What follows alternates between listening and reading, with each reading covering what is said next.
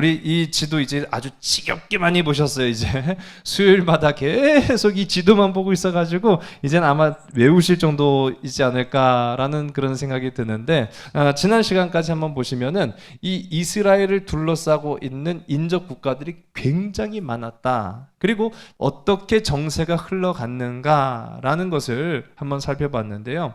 지금 이 지도가 우리의 살아가고 있는 삶의 모습하고 똑같아요. 이스라엘은 어떤 사람들입니까? 하나님의 백성들이잖아요. 하나님이 선택한 자녀들이잖아요. 근데 그 주변 국가들은 또 어때요? 물론 그 주변 국가라고 해서 하나님이 무조건적으로 심판하시는 나라는 아니었어요. 하나님은 공평의 하나님이시고 긍휼의 하나님이시다라고 제가 말씀드렸습니다. 똑같죠. 우리가 하나님의 사랑을 받는 것은 이견이 있을 수가 없습니다. 우리 하나님의 자녀니까요. 그런데 세상 사람, 아직 하나님을 알지 못하는 세상 사람들이라고 해서 그들이 다 무조건적으로 다 심판의 대상은 아니에요. 그래서 우리가 어떻게 됩니까? 우리는 그래서 때를 얻든지 못 얻든지 나아가서 복음을 전한 사명이 우리에게 있는 거예요. 마치 이스라엘에게 그러한 사명을 부어주셨던 것처럼 우리도 세상 많은 사람들이 예수를 알도록 하나님의 나라를 사모하도록 하는 것이 우리의 사명이다라는 것이죠. 오늘부터는 갈릴리라는 이스라엘 안에 이 갈릴리라는 호수를 중심으로 해서 우리 성경 속에 나와 있는 그 지명들을 가지고 한번 살펴보도록 하겠습니다. 여러분, 제가 이제 수요일마다 성경 따라 말씀 따라 순례의 길 따라가자라고 주제를 정했어요. 오늘은 7번째 시간인데, 이 성경에 우리가 낯선 그런 단어들, 사실 그렇죠. 익숙하지 않은 지명과 이름들을 통해서 성경에 어떤 사건들이 이루어졌는가, 그런 것들을 살펴보는데 그게 과연 그럼 내 삶과는 무슨 연관성이 있느냐라는 생각을 해볼 수가 있어요.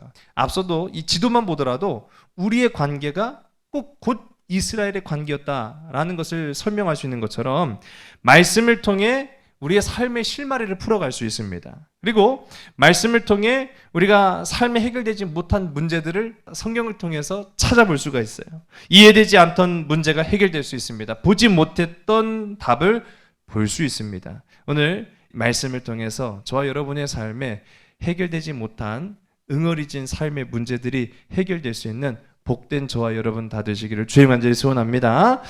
오늘 말씀에는 이제 갈릴리 주변으로 우리 한번 나아가려고 해요. 갈릴리, 지도를 보시게 되면은 갈릴리가 이렇게 생겼어요. 갈릴리는 천연 호수입니다.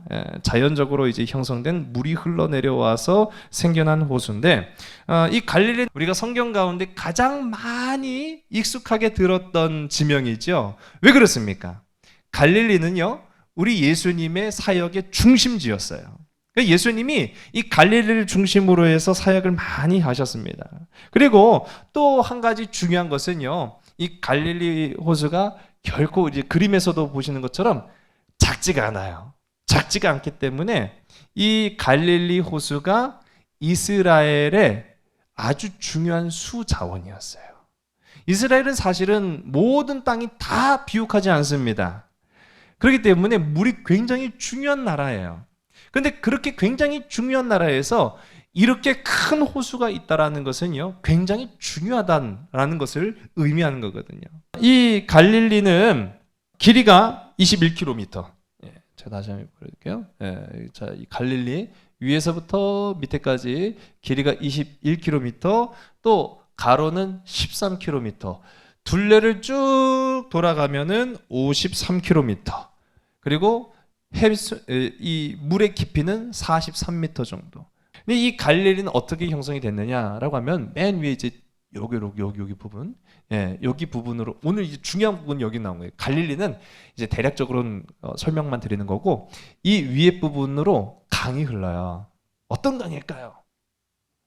성경에 많이 나오는 강. 그렇죠. 요단강이에요. 요단강. 이제 내가 아는 거 나왔다, 이제. 쉽죠? 어렵지는 않습니다. 이 위에 부분으로 요단강이 흘러요. 이 요단강이 흘렀는데 그 요단강 물은 어디서부터 시작되느냐? 성경에 산 하면 여러 가지 산들이 있는데 이 산 이름은 조금 입에 막 착 달라붙지는 않는 그런 산 이름이 있어요. 그렇죠. 헬몬산. 입에 잘 붙으시는가 보네. 나는 입에 잘 안 붙던데. 예. 헬몬산에서 물이 흘러나와서 요단을 흘러 형성된 것이 바로 갈릴리 호수입니다. 근데 여기만 고였느냐? 흘러가요. 또 흘러가는 그 물이 어디로 갈까요? 그렇죠. 사해 바다로 흘러가는 거예요. 이 갈릴리라는 이 이름은요, 사실은 우리가 성경을 번역할 때 갈릴리라고 하는 거지, 원래 이름은 키노르입니다. 키노르. 이 키노르인데, 또 성경 가운데 보면은 민수기 34장에 긴네렛이라고 나와요. 긴네렛이라고 하는 게 갈릴리의 원래 이름입니다. 근데 이 긴네렛이 뭐냐? 제가 뜬금없이 옆에다가 이게 뭔 같아요? 악기예요, 악기. 하프, 맞아요. 예. 이게 이 긴네렛이라는 이름은 이 하프의 모양이 어떻게 유사합니까? 유사하지 않습니까? 굉장히 유사하죠. 그래서 이 하프의 모양을 하고 있는 호수다라고 해서 이 갈릴리가 사실 원래는 긴네렛, 긴네렛 이렇게 불려졌다라는 것이죠. 자, 이제 우리가 이 정도로 사전적인 지식을 좀 알고 나면은 그 다음부터는 굉장히 쉬워져요. 이스라엘 사람들이 출애굽하여서 가나안 땅에 도착합니다. 그리고 가나안을 정복합니다.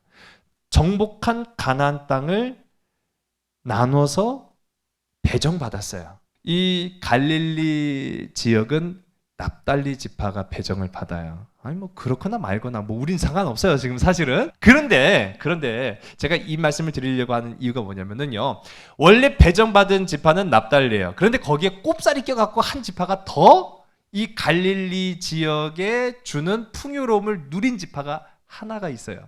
단 지파입니다. 단 지파. 꼽살이 낀 단은 사실 굉장히 중요한 겁니다. 왜 단이 중요하느냐? 이 위에 어떤 물이 흐른다고요? 요단강. 요단강. 제가 성지순례 갔을 때 찍은 사진이요. 예. 여기 잘생긴 사람을 보시면 안 되고요. 이게 중요한 게 아니에요. 요게 중요한 거예요. 요게 요단강이에요. 요게. 예. 요게 요단강인데, 이 요단강이라는 이름은 야르.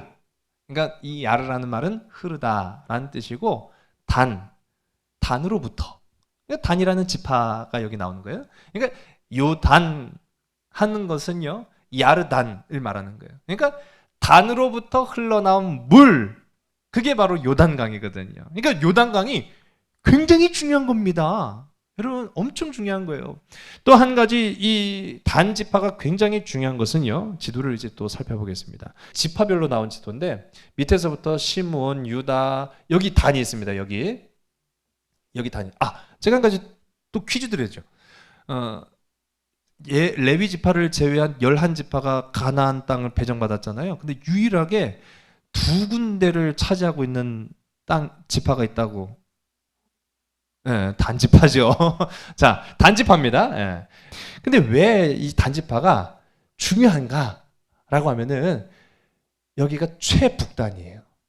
이스라엘의 최북단이에요. 그러니까 한마디로 말하면 이스라엘의 경계를 누가 맡고 있는 거예요? 단지파가 맡고 있는 거예요. 군사적인 요충지이기도 하다라는 사실입니다. 굉장히 그래서 중요할 수밖에 없죠. 근데 앞서도 제가 말씀드린 것처럼 원래 배정받은 곳은 여기거든요. 근데 여기인데 얘들이 왜 여기까지 올라갔느냐라고 보면은 11지파가 각기 분배를 받아서 가나안을 정복합니다. 그런데 분배받고 보니까 이 단 밑에 어디가 있었을까요? 여기 이 위치. 블레셋이 있는 땅이었어요. 블레셋. 해필이면 여기가 블레셋이 있네요.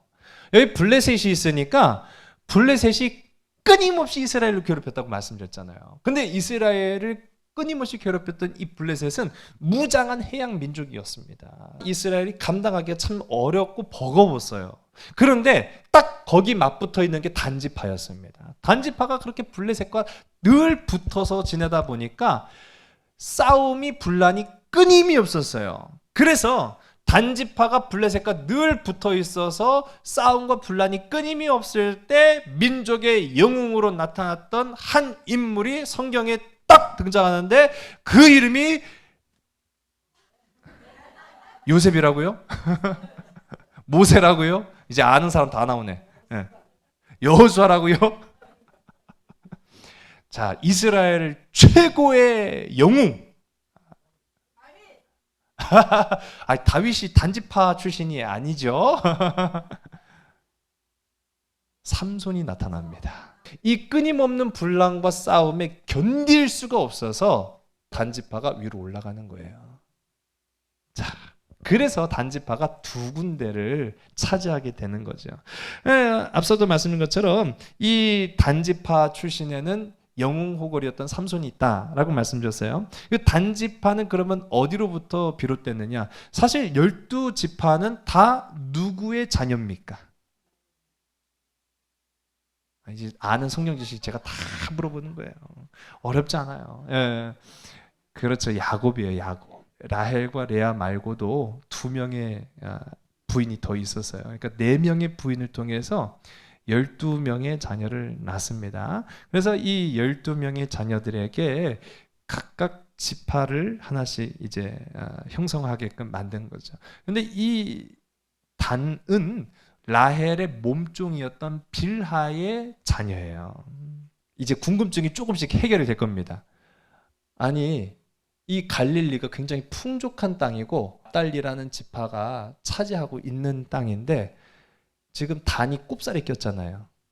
납달리 지파가 배정받은 땅에 단이 갑자기 와갖고 나 도저히 저 블레셋 놈들하고 맨날 싸워가지고 지금 정신 사나우니까 나 방 하나만 내줘. 그게 왜 가능했느냐라고 하면 납달리와 단은 형제예요.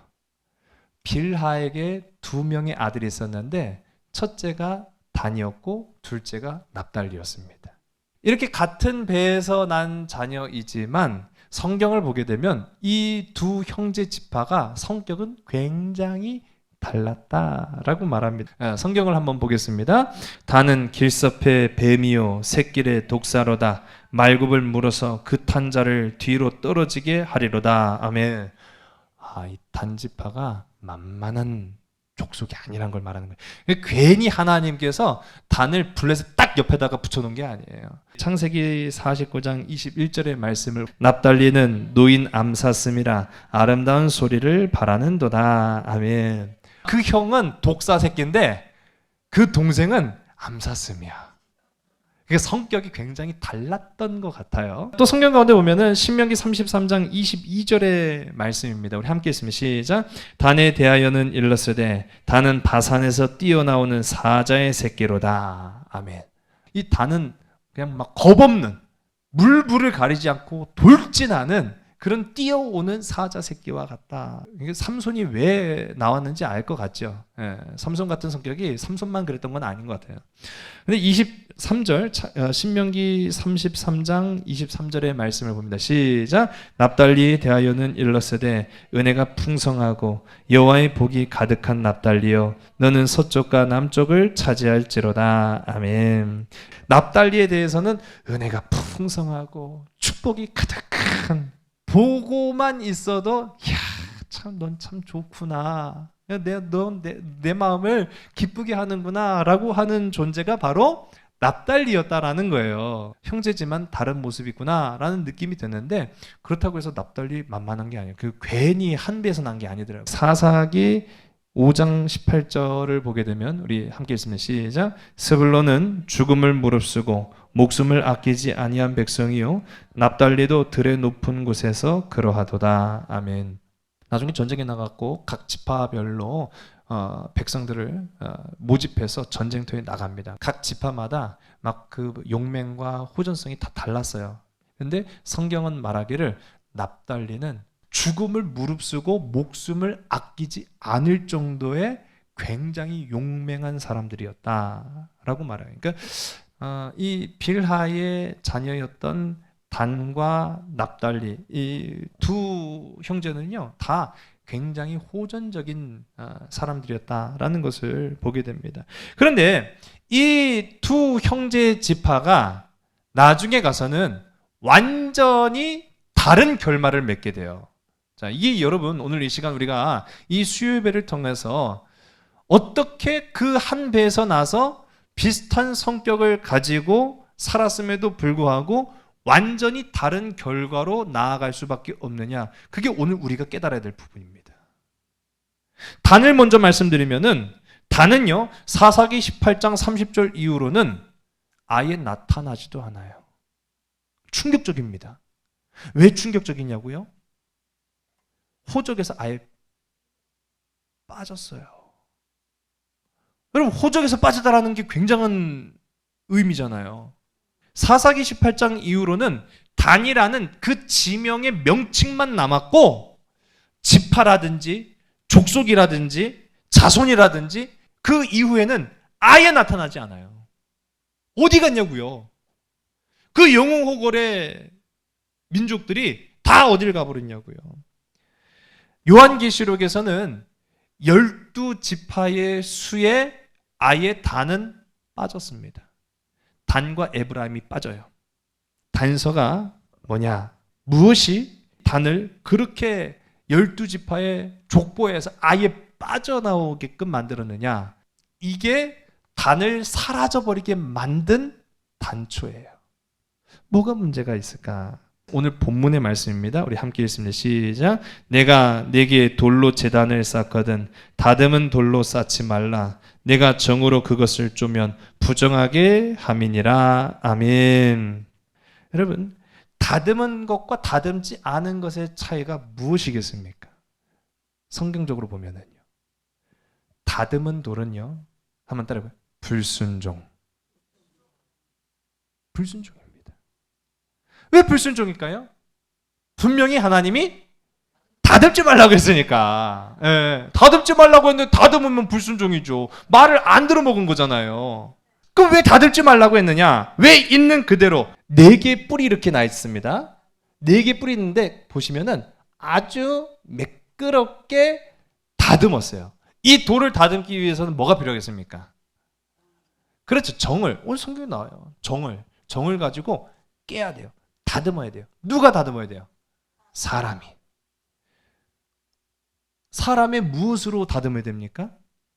사람의 정성과 기술로 다듬어야 돼요. 그러니까 사람의 정성과 기술이 들어가지 않으면은 이렇게 매끈한 형태의 제단이 나올 수가 없는 거예요. 그런데 하나님이 원하시는 건 이런 매끈한 형태의 제단이 아니라 투박하지만 돌을 가지고 딱 쌓아놓은 형태의 제단을 원하셨어요. 왜 그래야만 하냐? 그것은요, 약속입니다. 약속. 하나님과 우리와의 약속.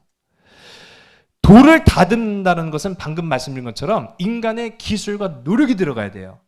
그 말이 무슨 말이냐면 내가 나의 의를 이루었다라고 고백하는 거예요. 내가 내 구원을 이루었다라고 고백하는 거예요. 하나님의 역사가 퇴색이 됩니다. 왜 그렇겠어요? 내가 다듬었으니까, 내가 정성을 들였으니까, 내가 노력을 했으니까, 내가 기술로 그것을 고안해냈으니까 내가 이루게 된 거예요. 마치 하나님께서 기드온과 300용사를 따로 선발하신 데는 그만한 이유가 있었던 것처럼 수없이 많은 인원으로 적군을 물리치면은 하나님의 역사가 아니라 니들이 했다고 할 거 아니야. 그러니까 아주 보잘것없는 300명의 용사들만 선발한 채로 하나님이 역사를 이루셨습니다. 마찬가지였어요. 우리가 살아가는데도요, 우리가 그리스도인으로서 살아갈 때도요, 이러한 유혹에 빠질 수가 있어요. 분명히 하나님은 다듬은 돌로 제단을 쌓지 말라고 했어요. 그 말인즉슨 하나님의 약속을 기억해서 오직 나는 하나님만 의지하겠습니다. 나는 하나님만 섬기겠습니다. 하나님만 바라보겠습니다. 하나님의 도우심을 구하겠습니다라고 해야지 비나이다 하는 인간의 치성과 노력과 기술과 수고가 들어가면은 그 문제가 해결된 이후에는 하나님께 영광이 아니라 나에게 영광이 되는 거예요. 하나님께 경배가 아니라 내가 잘했으니까, 내가 뭐 이만큼 했으니까 라는 그런 자부심으로 교만함에 빠지게 되는 거예요. 즉 구원을 잃어버리게 되는 거죠. 그래서 하나님이 구원을 잃어버리지 말라고 다듬지 말라고 하신 거예요. 그리고 그 약속을 지켜야 된다고 말하고 있는 거예요. 근데 이 단의 모습을 보니까 출발점부터 뭔가 잘못됐어요. 하나님께서 블레셋 인접한 곳에 단을 원래 배정해 놓으셨는데 단이 어떻게 합니까? 주변 환경을 본 거예요. 조건을 본 거예요. 상황을 본 거예요. 그리고 싸웠어요. 블레셋을 대항해서 삼손처럼 용맹하게 싸웠어요. 그런데 싸워도 끝이 날 것 같지 않으니까 에이! 안 되겠다. 그리고 올라가 버렸어요. 올라갔어요. 자신들의 힘으로 올라갔어요. 그리고 자신들의 힘으로 개척을 했어요. 그리고 그들은 자신들의 힘으로 그 땅을 차지했다라고 고백을 한 거예요. 그곳에서 그들은 다듬은 돌로 제단을 만들고 자신이 만든 신 앞에, 하나님이 아니에요, 자신이 만들어 놓은 제단으로 자신이 만든 신 앞에 자신의 의로 구원받았다라고 자부하고 살았어요. 그게 단을 사라져버리게 만든, 그것이 12지파의 그 수 가운데 단을 제외시켜버린 이유가 되었다라는 사실입니다. 나는 과연 전능자에 순종하는 삶을 살아가고 있는가? 이 단처럼 살아가면은요, 내가 내 의의를 구하면 결국은 우리도 똑같이 될 수밖에 없어요. 그러면 그렇게 되지 않으려거든. 그럼 우리는 어떠한 삶을 살고 누구를 우리의 모델로 삼아야 되느냐라고 했을 때 납달리를 봐야 돼요. 이 납달리를 보면은 여기에서 우리가 답을 찾아볼 수 있다라는 사실입니다. 우리 이사야 성경 9장 1절과 2절의 말씀인데요. 전에 고통받던 자들에게는 흑암이 없으리로다. 옛적에는 여호와께서 스불론 땅과 납달리 땅이 멸시를 당하게 하셨더니 후에는 해변길과 요단 저쪽 이방의 갈릴리를 영화롭게 하셨느니라. 흑암에 행하던 백성이 큰 빛을 보고 사망의 그늘진 땅에 거주하던 자에게 빛이 비치도다. 아멘.